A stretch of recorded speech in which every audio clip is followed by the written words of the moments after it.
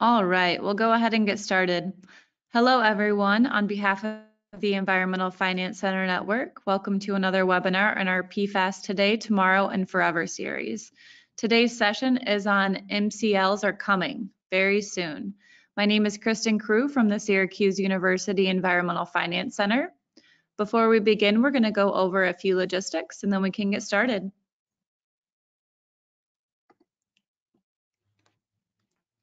During the webinar today, everyone will be kept on mute to ensure audio quality. If you have a question, please type it into the GoToWebinar question dialog box anytime throughout the session. We will be saving your questions for a facilitated Q&A session at the end of the presentation. After the webinar, you will receive a follow-up email that includes a link to the recording and other information that you may need. You can also download the slides from today in the Handouts tab in your GoToWebinar control panel. This webinar has not been submitted for pre-approval of continuing education credits, but eligible attendees will receive a certificate of attendance for their personal record. To receive a certificate for the session, you must attend for the entire session and register and attend individually using your real name and unique email address. Certificates will be sent via email within 30 days of the webinar date. If you have questions or if you need assistance, please contact smallsystems@syr.edu. Now for a little bit about us. The Environmental Finance Center Network provides training and technical assistance to small water and wastewater systems in all U.S. states and territories through our building technical, managerial, and finance capacity programs. If your community or utility needs assistance with drinking water or wastewater system management, please feel free to contact us through our request form, which I will be sharing shortly in the chat.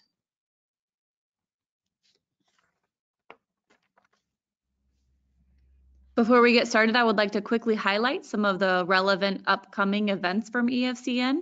The next webinar in this PFAS series, How Do I Know If I Have a PFAS Problem?, is coming up on Tuesday, March 5th from 1 to 2 p.m. Eastern, and I will be sharing that registration link in the chat with you all.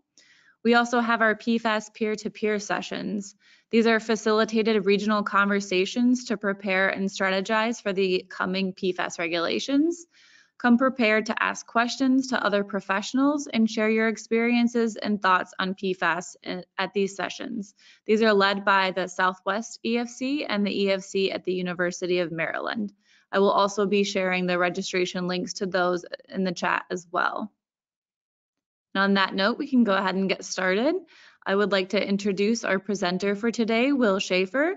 Will is a project engineer at Environmental, and he is also leading this very necessary PFAS webinar series. So welcome back, Will, and I will go ahead and hand it over to you. Thank you very much.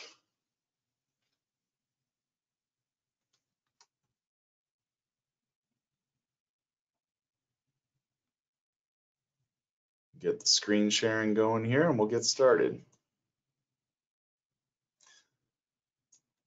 All right, well, thank you. Thank you very much for everybody attending. Thank you for the EFC network for putting this series on in today's webinar about MCLs, PFAS MCLs.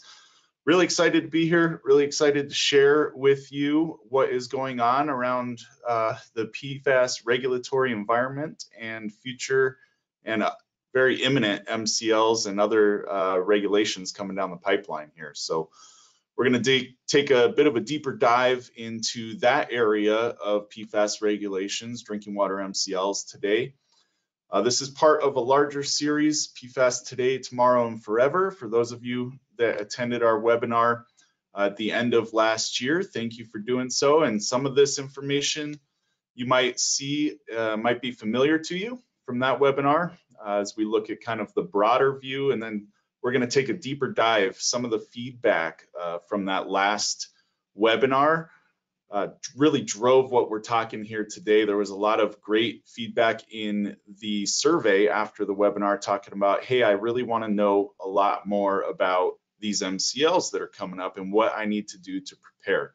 So that's kind of what drove today, was all your feedback, and I encourage you to submit the survey at the end of this webinar so that we can kind of tailor these presentations to what you all out there are looking to learn around PFAS. So with that, we'll jump right in. And I do want to just note there are additional upcoming webinars, as you saw on the previous slide, and then the peer-to-peer networks. And I'll be joining some of those as well, and would love to hear what you all are thinking and desiring to know in those. And I'd be happy to share my input as well. So let's take a deep dive into MCLs here. We'll look at the agenda of what we're going to be talking about today. There's going to be a brief introduction into what PFAS is. There's probably some of you out there who know very little or maybe nothing at all about PFAS. So we're not going to take that for granted. We're going to go over what PFAS is and why it's important and why it's such a big deal right now. And then we're going to jump into the regulations around PFAS. There's a lot going on in the regulatory world, and we're going to explore some of that at a very high level. And then, like I said, we're going to take a deep dive into the drinking water regulations today, specifically the upcoming MCLs. We're going to look a little bit at what is driving that, and that's going to be the UCMR 5 results, and that'll give us a good understanding of how big of a problem this is, where this is a problem, and then we'll explore in a much greater detail the proposed MCLs, the proposed rule from the EPA, and look at some of the regulatory requirements, some of the monitoring requirements, explain what those MCLs are, and get some good information out to you all. And then, like I said, the regulatory requirements around that. And then we're going to end on a high note. I know a lot of these talks that we do around PFAS seem pretty doom and gloom and a lot of bad news.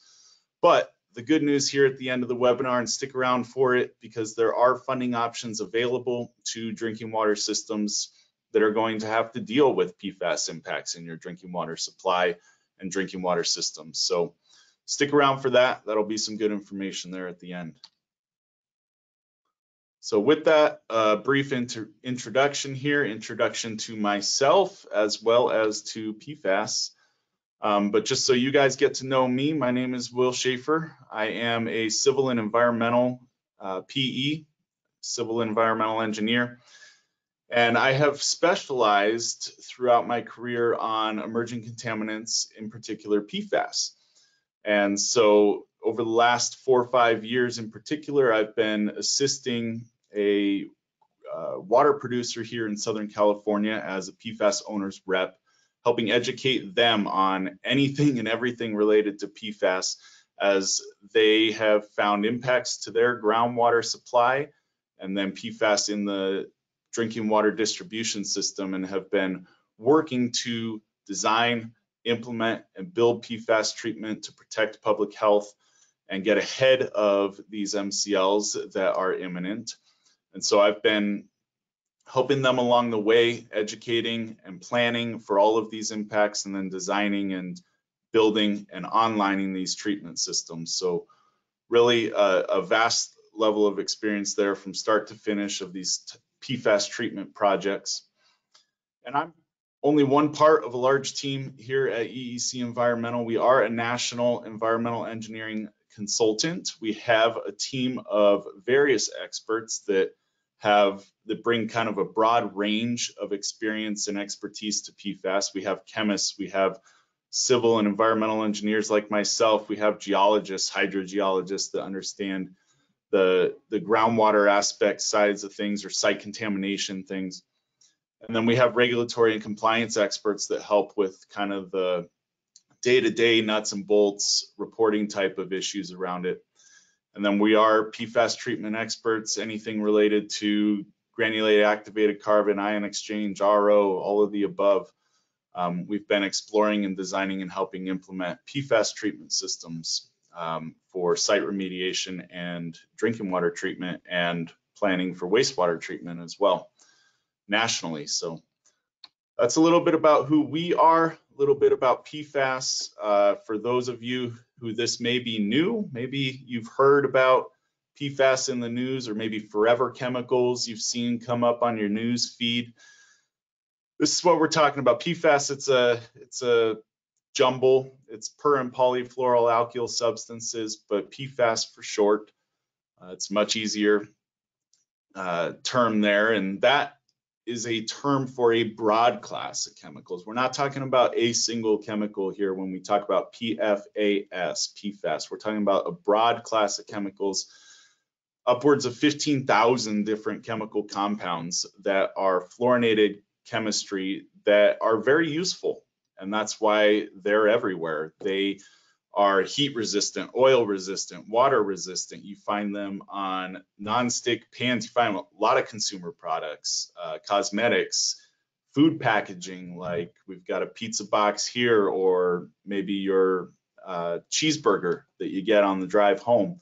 The paper wrapping or the brown paper bag that it comes in.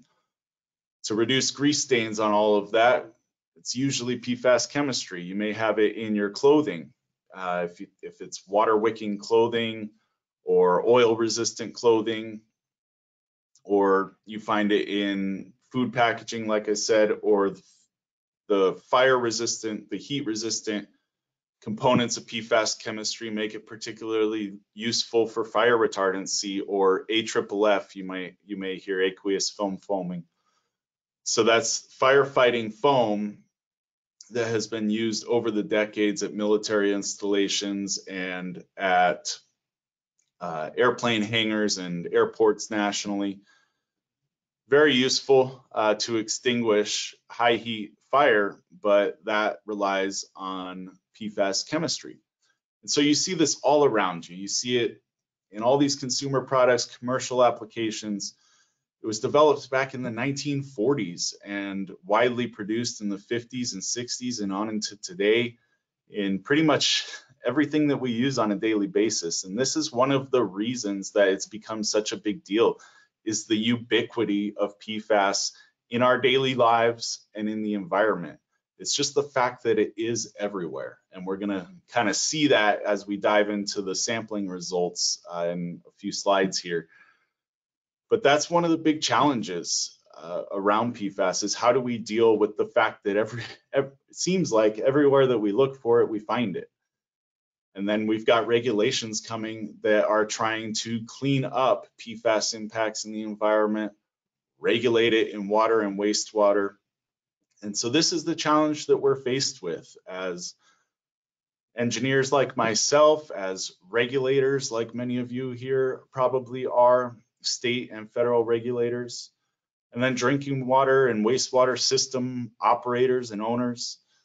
It's a big challenge. And so we're hoping that this webinar series can help some of you out there, educate you, and help you get a foothold around what is PFAS and the impacts so that you can plan appropriately for it.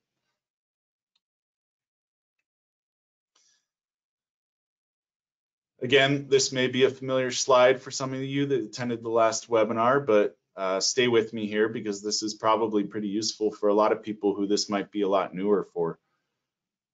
But when we talk about PFAS and we talk about these upcoming regulations, these regulations are in the parts per trillion concentrations, which I find even still today really hard to wrap my head around.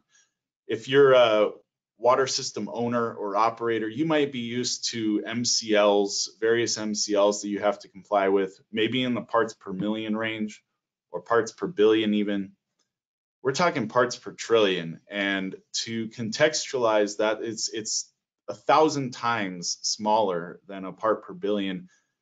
And I like to use this metaphor of, if I were to put a half a teaspoon of salt in SoFi Stadium, I'm a Rams fan here in Southern California, or pick your NFL stadium or pick your soccer stadium nationally. If I were to take a large stadium and I were to put half a teaspoon of salt anywhere in it, I'm talking anywhere on the field, under one of the seats, anywhere in the suites or up in the rafters, and I told you to go look for it, how long do you think it would take you to find? That's what we're talking about when we're talking about 1 part per trillion. So it's extremely small, it's extremely sensitive, and that becomes a challenge. We talked about the challenge of ubiquity. This is a challenge of concentration, very small concentrations that we're dealing with.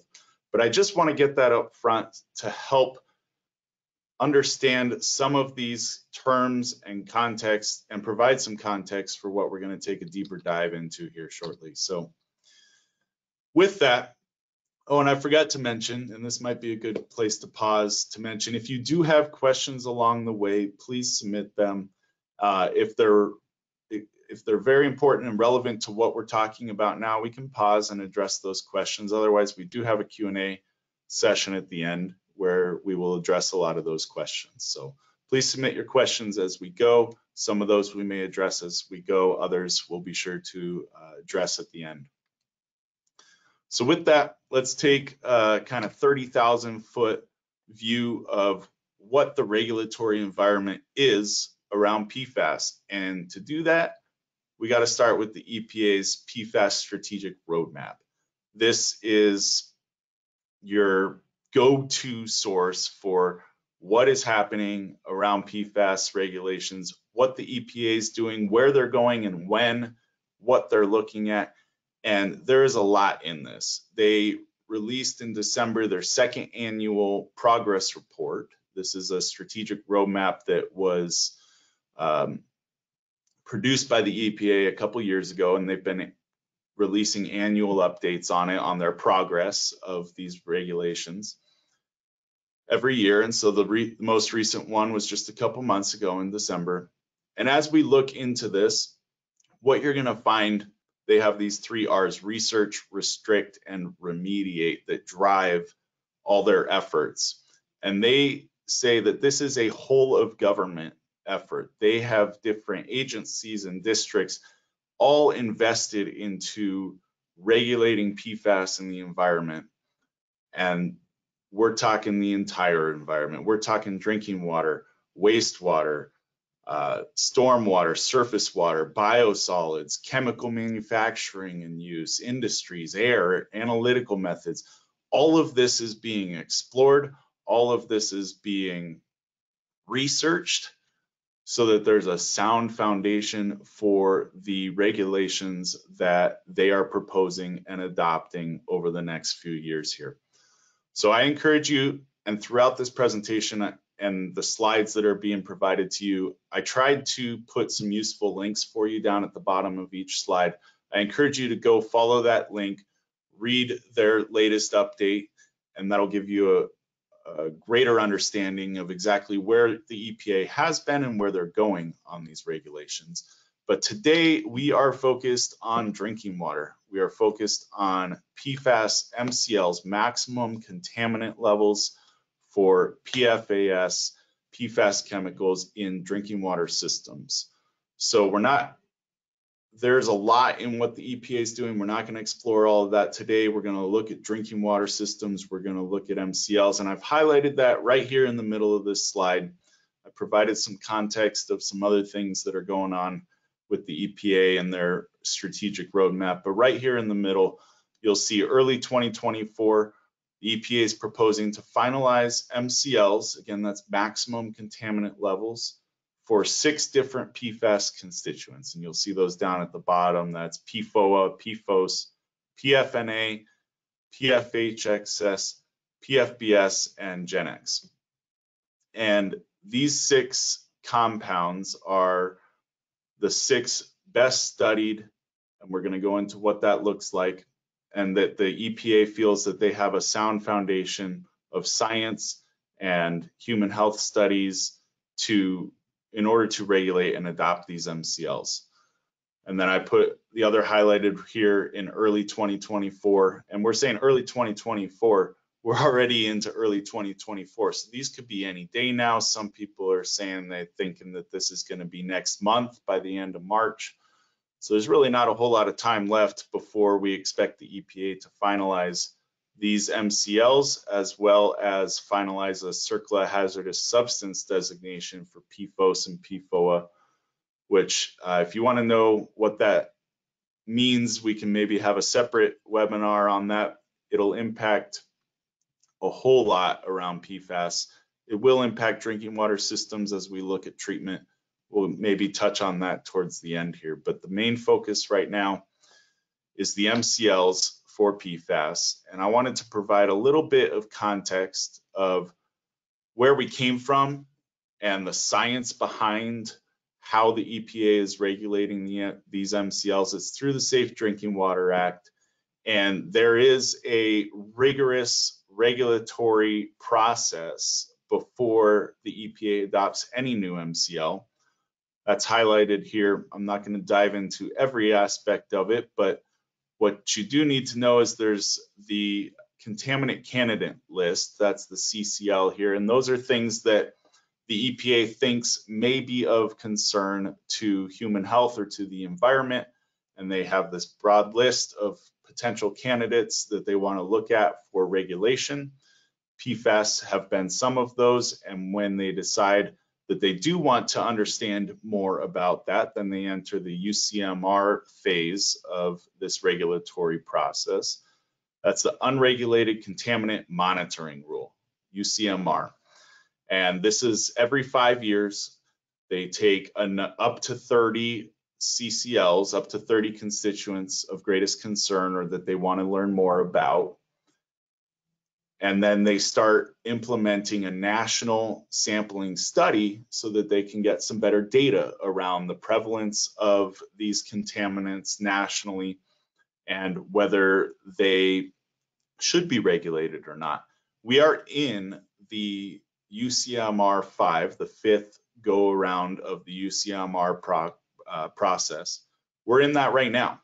And some of you on this webinar might be taking samples. You may be small or large drinking water system owners or operators, and you may be taking samples to support the UCMR 5 data gathering process.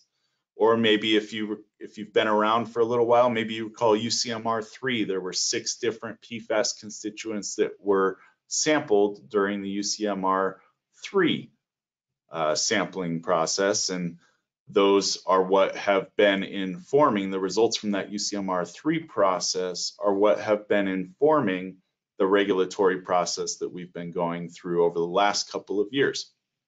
And that's the green boxes here in the middle, proposing the regulations, getting feedback on those regulations, and then in the blue is the proposed rule and the public comment period, and then finalizing the rule. And that's what we're talking about, that blue, the lower blue box right there, the final rule, is what we've been talking about is expected to be adopted here in quote unquote early 2024. Could be February, could be March. They have a legal deadline of September. We don't expect it to be pushed that far out since the EPA was hoping to finalize those by the end of 2023. And then in their annual update, they said that they expect to finalize it in early 24. So that's where we're at in this process. We're between the two blue blocks there. And then every 6 years, they do review MCLs and determine if they are appropriate or if they need to be revised. So a little bit of context on where we are in the regulatory process there.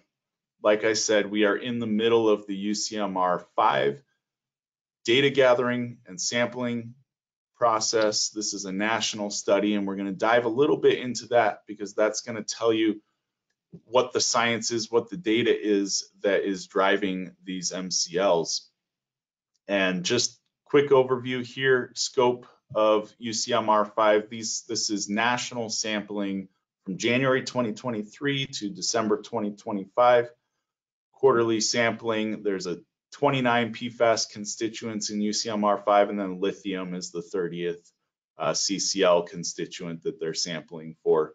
But for the purposes of today, we're looking at PFAS. There's 29 different constituents. That's a combination of method 533 and 537.1 analyte lists.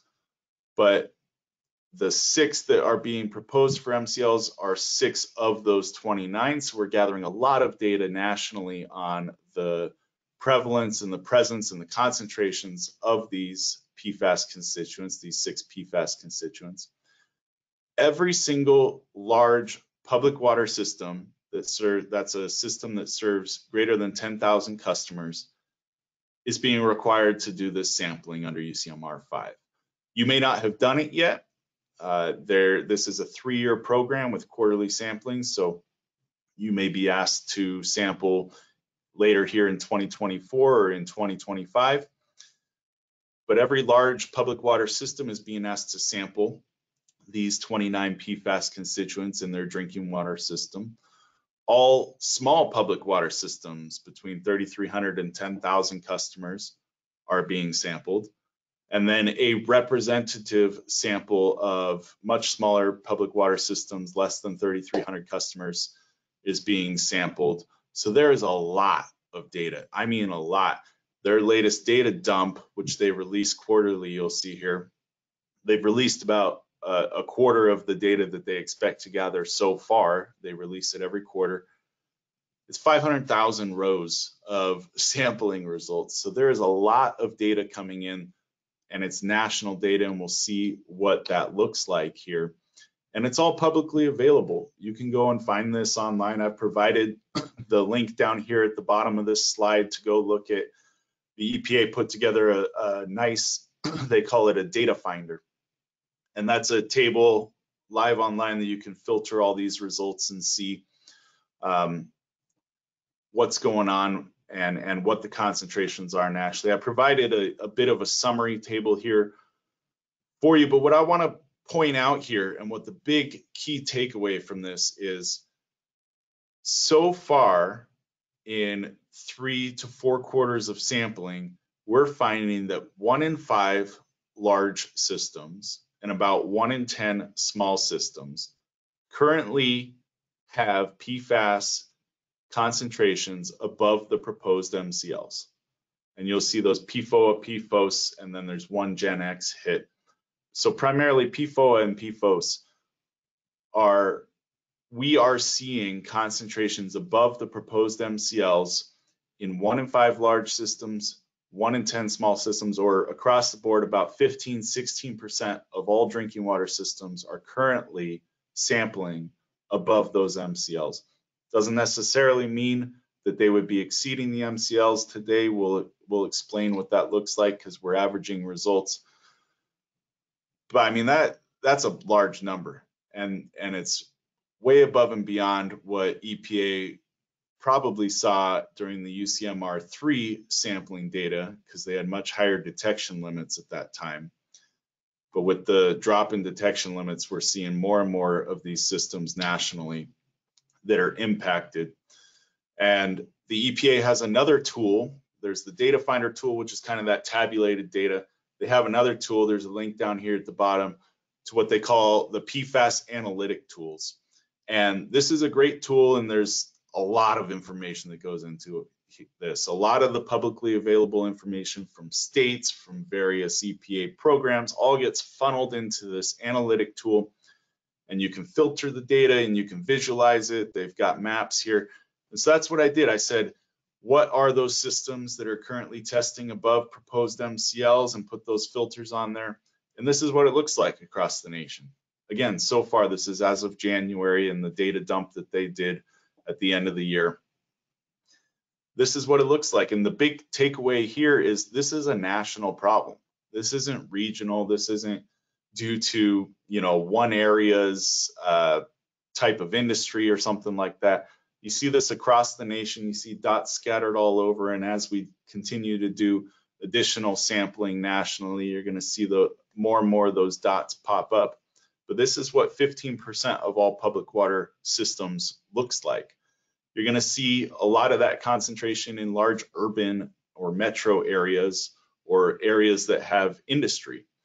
And the reason for that is because a lot of those sources of PFAS in the environment, in drinking water, in surface waters, in groundwater, are due to industrial sources, some of the commercial and industrial applications of PFAS.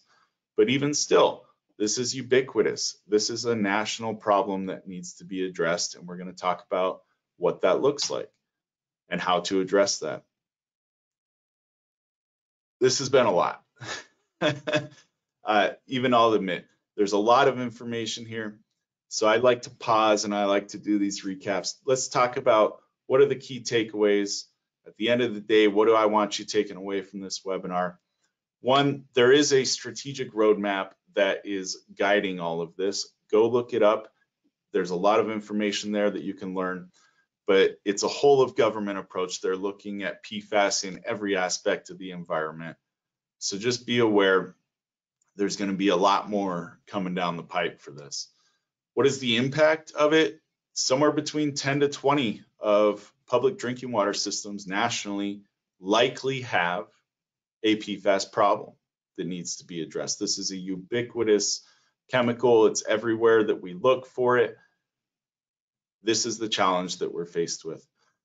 And then there's sort of a need or a driving force, which is that regulations are coming soon. Key regulations, in particular MCLs or a CERCLA designation, or there was a proposed rulemaking for a RCRA hazardous substance designation just last month or at the end of January. There's a lot of regulations coming out. It's hard to stay on top of all of it, but you'll see this at the next recap as well. Don't wait. Don't wait to learn about PFAS. Don't wait to address it. This is an imminent need, imminent regulations that are going to drive this.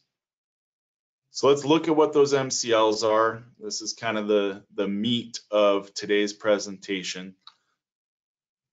Again, we talked about the regulatory process that is driving this. Without, beating this to death, I do want to emphasize that this has been a process. This has been a years-long process. There is a lot of data. There is a lot of public input. There is a lot of science driving all of this, and you'll see some of that here. But where we came from to where we are now, final rule on the right side of your screen in early 2024, what this has looked like is these proposed MCLs are based on over 400 human health studies or animal health studies, laid the scientific foundation for what the negative or adverse health effects are from exposure to PFAS, particularly through drinking water. The EPA and their Science Advisory Board reviewed all this data, determined that there was a negative health impact from chronic exposure, and there was a need to regulate PFAS.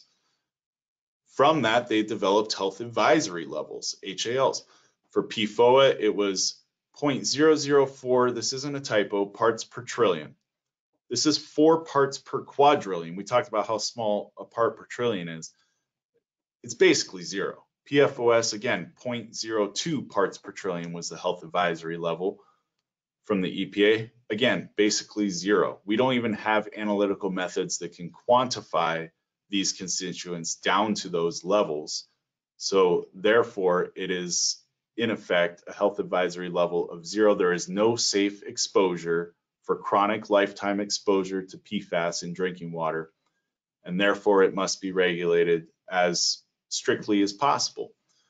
From that health advisory level, they set maximum contaminant level goals for these constituents. And then based on that, they propose a rule. They propose draft MCLs. And those MCLs are supposed to be or must be as close to the maximum contaminant level goals, the MCL goals, as possible.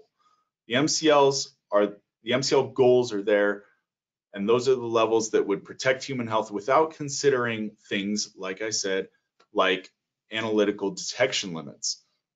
But then the MCLs, the proposed MCLs, are supposed to be as close to that MCL goal, like I said, is basically 0, as close as possible, but while considering things like detection limits or treatment availability or treatment technologies.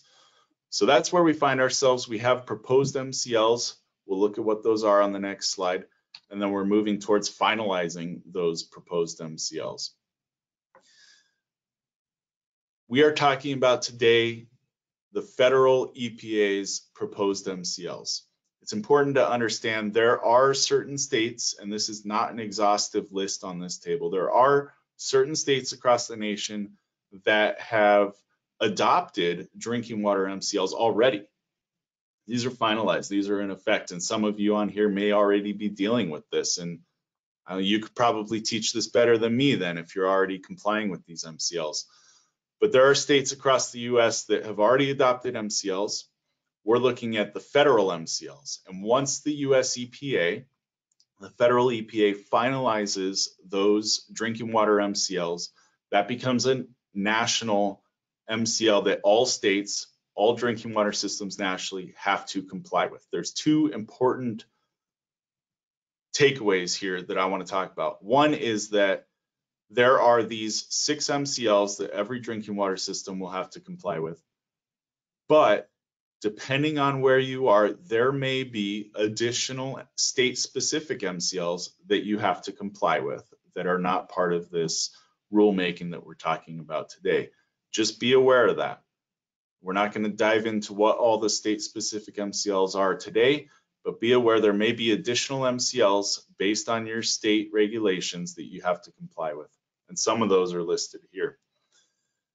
The second part that I wanted to talk about, and the reason that this is important, and the details of what the federal MCLs are that I want to dive into, you'll see them here at the bottom: 4 parts per trillion PFOS, 4 parts per trillion PFOA. And you'll see some asterisks next to these other numbers here. That's because they're not constituent specific MCLs. This is a group of PFAS constituents, these 4: PFNA, PFHXS, PFBS, and HFPODA is more commonly referred to as Gen X. You'll see the limits there, but then these 4 have very similar human health impacts, and so the EPA is regulating them as a group under a hazard index, and we're going to explain what that is here. For those of you who may not be familiar with the hazard index, maybe you're familiar with constituent-specific MCLs, and if you exceed those numeric limits, then that's an MCL violation. The hazard index is basically the cumulative sum of the ratio of the concentrations found in your sampling versus these limits here, the denominator. And this is a graphic pulled from the EPA. They did a great job putting this together, and it really helps simplify this. You take your Gen X concentration, divide it by 10. You take your PFBS concentration, divide it by 2,000, and so on. And then you add all this up together, and if it exceeds 1.0, if it exceeds 1, that's an MCL violation. And this may be new for a lot of people. So I'll explain maybe an example or two here. Say you take a sample from your distribution system and you get a PFNA result of 11, and then the other 3 are non-detect. That 11 over 10, 1.1, is greater than 1, that's an MCL violation, or that would trigger an MCL violation. Same thing with Gen X. If you get a result of 11, automatically that exceeds your 1.0 value, and that's going to trigger an MCL violation. But say you take a sample and you get a Gen X concentration of 5, a PFNA concentration of 4, and a PFHXS concentration of 3, and I'm not that good at math on the fly, but that will exceed, the cumulative fractions of those will exceed a 1.0. Again, that triggers an MCL violation. And then last example, if you have a Gen X concentration of 5 and the rest are ND, you're only at 0.5, that's not an MCL violation. So this may be new for folks. There are resources available provided by the EPA that explain, and some examples as well to go through that explain how this is calculated. So now that we understand what the MCLs are, I want to take a look at what are the regulatory requirements that are being proposed under this rulemaking. It's one thing to understand what the limits are, but it's another to understand what sampling is required and how we calculate this, and what monitoring and reporting requirements there are by this proposed rule that could be adopted or finalized sometime this month or next. And again, this is a graphic by the EPA, and they did a great job. I'm not going to explain every word that is on here, but basically for most systems, we're talking about taking quarterly samples, 4 quarterly samples over a 12-month period, and then you average those results together, compare that to the MCL limits or the hazard index, and if you exceed those on that quarterly average, quarterly running annual average, then that's an MCL violation. For some systems, it may be semi-annual sampling.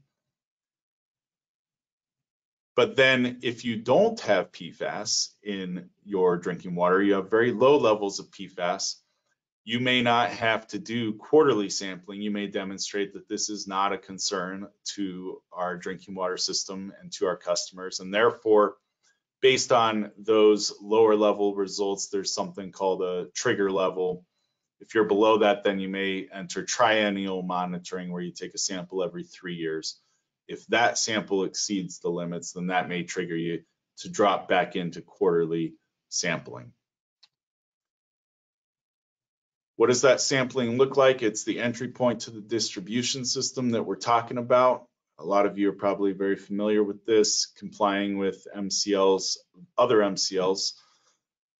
But we're talking about, there are two EPA finalized methods, analytical methods, EPA method 537.1, method 533. They have differing analyte lists, but both of those methods capture the 6 proposed constituents, the 6 PFAS constituents that are being proposed for regulation here. So you can utilize either method in order to get your sampling results for those 6.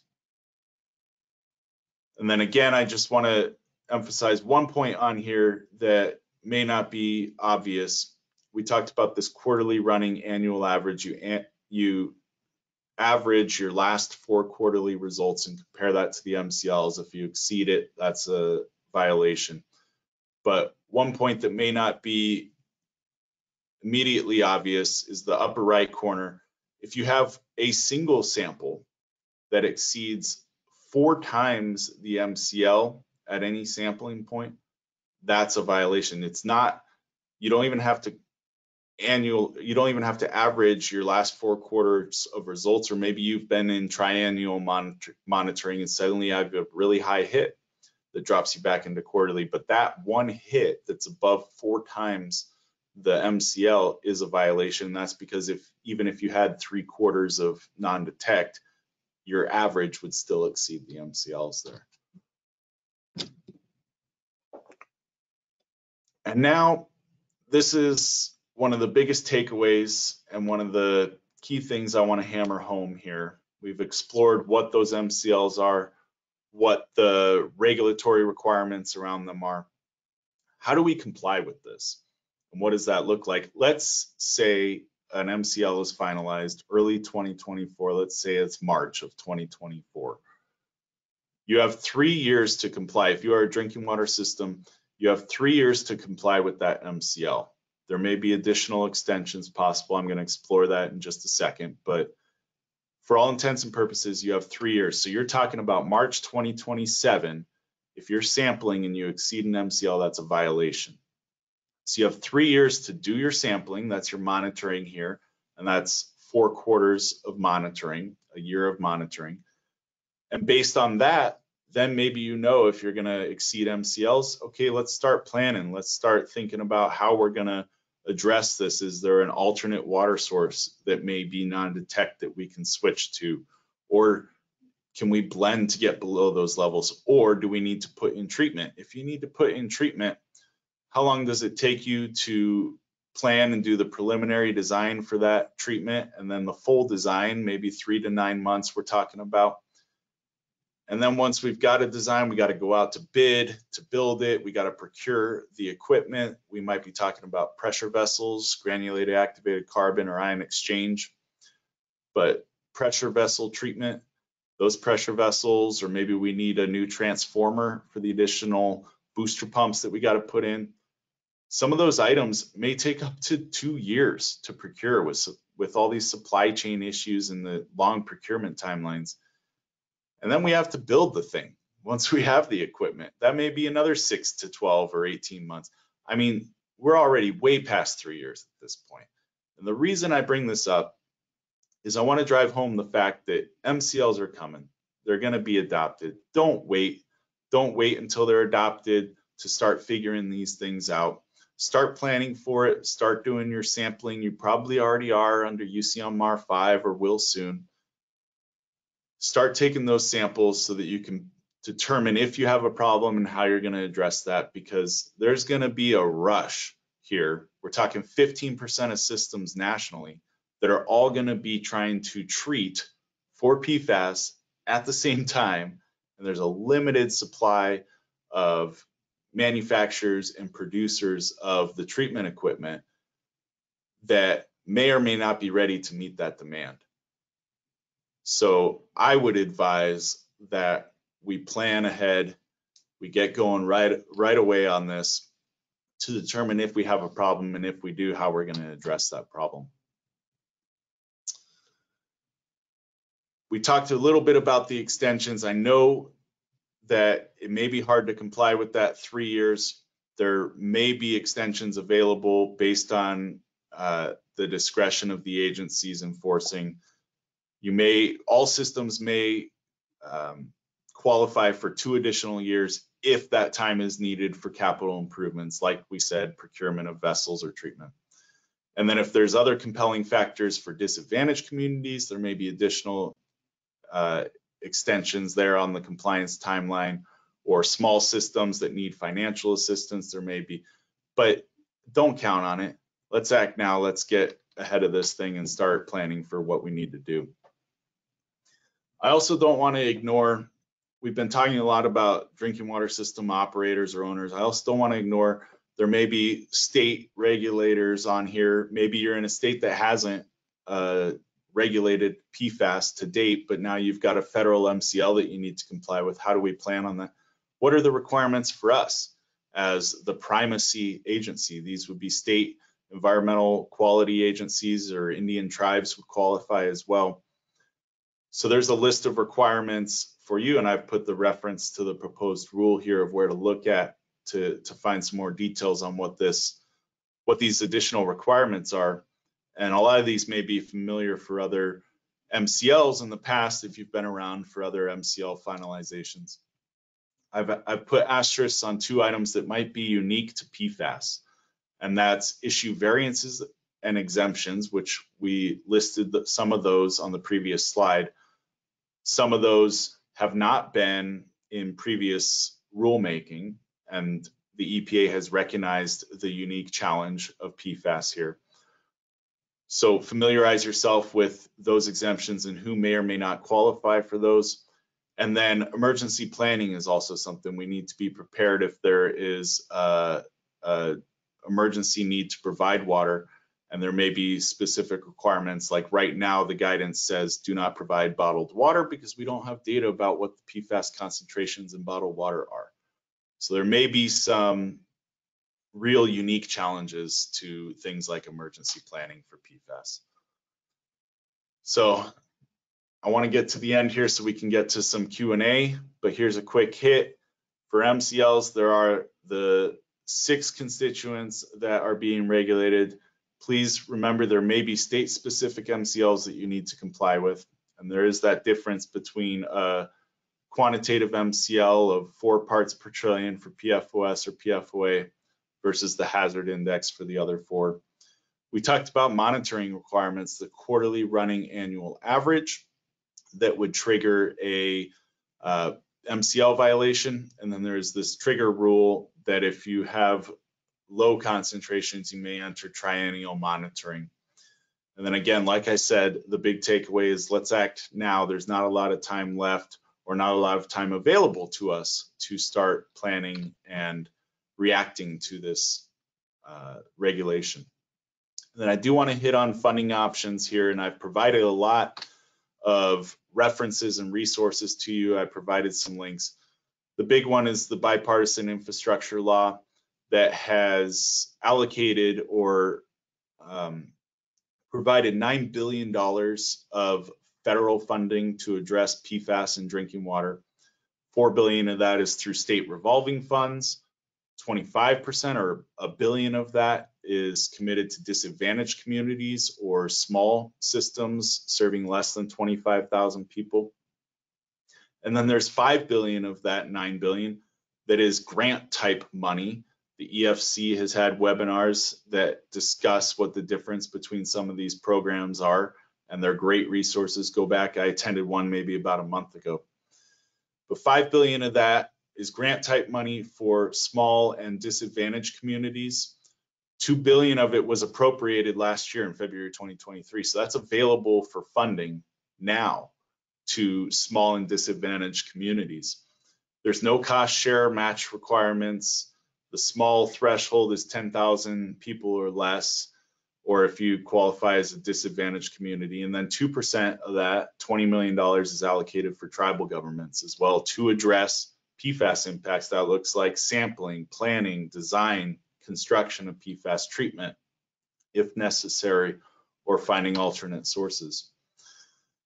An additional funding option might be the 3M class action settlement. You may have read some news about this.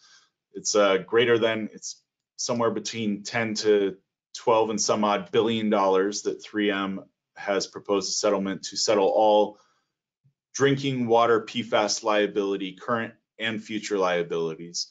Unfortunately, the deadline to opt out of that class action settlement for public drinking water systems has passed in December. So if you did not opt out, you cannot sue 3M in a civil suit directly, but you can be part of this class action settlement, and there is funding available to public drinking water systems that need to address PFAS impacts in their drinking water sources and systems.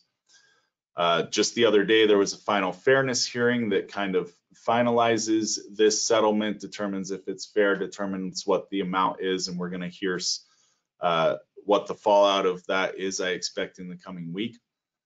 And then once that is finalized, 60 days after that effective date would be the deadline for phase 1 of that settlement for public water systems to submit settlement claim forms. I provided the link here. There is a whole website dedicated to this. Go check it out.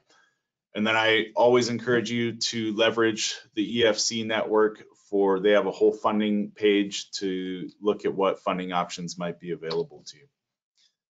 Last recap, I know we're running up on time here, and so hopefully we can get a few questions in. MCLs, drinking water MCLs for PFAS, 6 different PFAS constituents that have numeric MCLs or a hazard index. There may be additional PFAS constituents on a state-by-state basis. Monitoring requirements, quarterly running annual average of your monitoring events may trigger an MCL violation. There is that trigger rule that can move you into triennial monitoring if you have low levels. And there are primacy requirements for primary agencies, state agencies, and tribal agencies to enforce these MCLs. Act now, don't wait. This is gonna be adopted in short order. There is gonna be a lot of people trying to struggle to figure out how to address these issues all at the same time, all facing similar challenges. So don't wait to educate yourself. Don't wait to start planning. Don't wait to start sampling and start addressing any issues that you may have, any PFAS problems you may have. And then, as always, leverage the EFC network and find your local chapter that can help you with educational materials and technical assistance as well around this. So that was a lot. Thank you for hanging in there with me. I will take some questions and do my best to answer those questions. Thank you so much, Will. That was great. And as you might imagine, we do have a lot of questions in, so I'm going to just get straight to it. Some of these were already answered, but I still want to make sure that we get to them just to reiterate the point. The first one is parts per trillion is almost like they are saying that there are no safe levels of PFAS, right? That's correct. We talked about the health advisory limit for PFOS and PFOA is 0. So there is no safe limit. There is no safe exposure, but the numerical limit of 4 parts per trillion or 9 or 10 or 2000 is acknowledging that we can't even detect down to the safe levels of PFAS exposure. Great, thank you. And then next question is, once these MCLs are finalized, how long does it take before it becomes a regulatory requirement where water systems have to test and comply? there's that 3-year period. So once the rule is finalized, you have 3 years in order to comply with that rule. So as soon as it's finalized, start sampling, start getting your 4 quarterly results in. I didn't mention it, but you can, if you have been doing UCMR5 sampling, those sampling events do qualify to establish that 4 quarterly running average, or if you've been doing state-specific sampling, those two qualify. But you have 3 years to comply, and that's 3 years to sample. And then if you are above those limits, still within that same 3-year window, plan, design, and build treatment in order to start serving less than MCL level drinking water to your customers before the end of that 3-year period. Awesome. And the next question is, if 16% of systems are above the limit, but not 100% have been tested, what does that mean? It's a great question. Through the first 3 quarters of data, we've seen that 16% number. I think after the first quarter it was about 13.5 or close to 14. Then it was about 15. Now it's about 16. So it's been staying roughly the same level, somewhere around that 13 to 16% level. So as we get additional data, I expect that to stay in the same neighborhood. If that answers the question. Perfect. And next question comes from Diane. Why are districts with more than 10,000 customers being asked to sample for 29 PFAS and when 70 can now be tested for? It goes back to the constituent candidate list, the CCL, and under the UCMR program, per law, they can only sample for up to 30 constituents. They elected to sample for 29 PFAS constituents plus lithium in the UCMR 5 round. They may sample for additional PFAS constituents in UCMR 6 in 5 years. I don't know. But they can only do up to 30. All right, and the next question comes from John. Can you provide an overview of anticipated compliance costs for systems that aren't in compliance with these MCLs? There is a whole cost estimate that the EPA has published that came with the proposed rulemaking. They are going to update that when they finalize the MCLs. It was roughly, and they have some linear charts where you can extrapolate based on the size of your system what you can expect the capital cost to be. But the number, of course, increases with the larger size, but say a 1 MGD system, the EPA expected to cost about $1 million to build treatment. That would be GAC or ion exchange treatment. For about a 1 MGD system, that would be about $1 million capital cost. That's not annual O&M cost. I'll speak for the Southern California market. That cost may vary significantly based on where you are in the US. The Southern California market, a similar size system that we've been a part of designing and installing here. Those systems at 1 MGD or roughly 1,000 GPM are somewhere on the order of $3 to $4 million.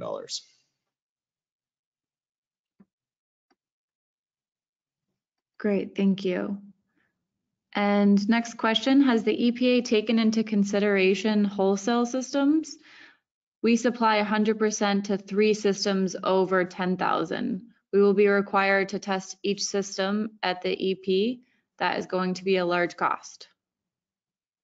It will be a large cost. Under the federal allocation, sampling costs do qualify for federal funding. But yes, PFAS sampling is not cheap. Currently, analytical costs are somewhere on the order of $200 to $300 per sample. Great, thank you. And we are at time, but Will, if you have a couple more minutes, maybe we can get through a couple more of these questions. Absolutely, happy to do it. Okay, great. Is PFAS that toxic, or is it because the chemicals are so widely used in our daily life that MCLs are so low? It's a bit of both. I am not a toxicological expert. I have reviewed at a very high level the human health studies and the animal studies that have gone into informing those limits. But what I can say is that all of the calculations that they do based on those studies, the results from those studies, they always use the most conservative exposure levels and the most conservative end use or the negative adverse health effect. And then based on all of those conservative assumptions, they still came out with a chronic lifetime exposure level, safe level of 0.007 parts per trillion. So while I'm not a toxicologist, that does seem to me like it is fairly well correlated with adverse human health effects. Great, thank you. The next question on monitoring requirement slide, you mentioned some would have to do quarterly sampling, some might do semi-annual sampling. Is there a resource you can point to in order to look up what requirements for testing may be? Yeah, there should be a link, or I think maybe just in text, I referenced the section of the proposed rule. You can go find that proposed rule on EPA's website, or I have a printed up copy. It's about 100 pages. And in there, they explain in further detail, it's based on what your source of water is and what the size of your system is. Most systems will be doing quarterly sampling. Some small groundwater systems may qualify for semi-annual sampling, and that would be 2 samples in a 12-month period spaced more than 90 days apart. Great, thank you.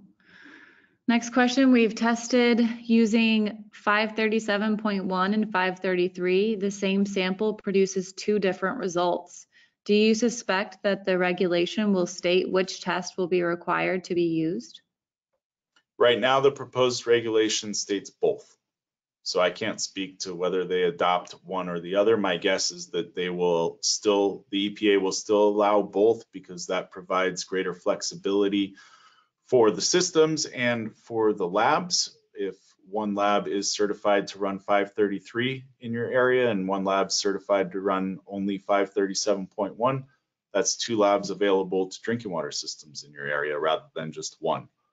And both of those analyses sample for those 6 PFAS constituents. So I know that the EPA is trying to provide greater laboratory capacity to comply with these regulations. I expect that both will be allowed. Yes, you may get variable results, and there may be a number of factors going into that. The difference between the 2 methods has to do with the extraction and dilution methodology in the lab, and one may have greater variability than the other, but they both meet the EPA's requirements in terms of confidence intervals and the results that you get from those samples. Some of that variability may also be due to cross-contamination during the sample collection, or environmental factors, or the fact that PFAS concentrations are in the parts per trillion, so they're very sensitive even on a near or a close time basis between the time that you collect those samples. Great, thank you. And we had quite a bit of questions about the treatment processes that you recommend folks using. We got questions about carbon or resin or reverse osmosis. Is there anything that you'd like to highlight about any of the treatment processes? Any that you highly recommend? Or? Yeah, so part of the proposed rulemaking is that the EPA cannot regulate a compound if there's no treatment available to treat to those limits that they're proposing. So the EPA has established that there are best available technologies widely available and at a cost that can be implemented. The most mature and demonstrated technologies would be granulated activated carbon, or GAC, or ion exchange resin as adsorption technologies, or like I call them, pressure vessel treatment. These are demonstrated to treat, in particular, these 6 PFAS, but other PFAS constituents to non-detect levels, and you may expect a bed of carbon, depending on the size of your system and the flow rate. You may get 9 to 24 months of life out of that bed of carbon before you start seeing breakthrough and need to change that carbon out. Same with ion exchange resins. So we're going to have a whole separate webinar on treatment technologies for PFAS. I hope you can attend it. I think that's going to be in early April as people start thinking about how we're going to comply with those MCLs. I want to talk about what treatment technologies are available in order to comply, and that'll be an entirely separate 1 hour dedicated just to treatment. All right, and we are going to just get through 2 more questions, although we still have plenty of left. But so I had a couple of questions about bottled water and if bottled water suppliers are going to be required to comply with the MCLs at the same time. Yeah, so bottled water is regulated by the FDA rather than the EPA, and the FDA needs to comply with Safe Drinking Water Act, federal drinking water MCLs, or stricter. So once the MCLs are adopted, then the FDA will enforce those MCLs for bottled drinking water. The only difference is, to date, the FDA has not done as extensive sampling, and so we don't have as good of an idea of what current concentrations of PFAS are in bottled water as, say, we may have in tap water. Perfect. And the last question, how will the other 14,000 chemicals in the class of PFAS and PFOAs class be handled? And when will MCLs be set for them? Yeah, this is a logical next step type of question. If there are that many constituents, how do we regulate them? We can't regulate 14, 15,000 constituents individually and set numeric levels for all of them. So this is going to be a big question that the EPA and our industry is going to have to grapple with. There are talks about regulating PFAS as a class, so setting limits for quote unquote total PFAS, a summation of all PFAS constituents found. But then how do we establish analytical methods that can quantify all 15,000 PFAS constituents? It's not realistic. No one knows the answer to that yet. We're still figuring that out. It's still being debated in academic and federal circles, and there may be a total PFAS limit sometime down the line, but right now we've got 6 PFAS constituent specific limits that we're going to have to deal with. So at least I'm focused on those right now. All right, thank you so much. And just a reminder to anyone who asked a question that did not get it answered, we have those PFAS peer-to-peer sessions upcoming. We have one on Thursday. Even if you're not in that specific region, you're more than welcome to still attend, bring your questions and your thoughts. We'd love to hear from you. Thank you so much, Will, for sharing your expertise with us today. Following this webinar, each of you will receive a follow-up email with the slides from today, as well as a link to the recording. We also ask that you please complete the webinar evaluation. Please let us know your thoughts on today's session. This helps us plan future webinars on topics that are important to you. Thanks again. We hope to see you all at future EFCN events. Thanks, Will. Thank you very much.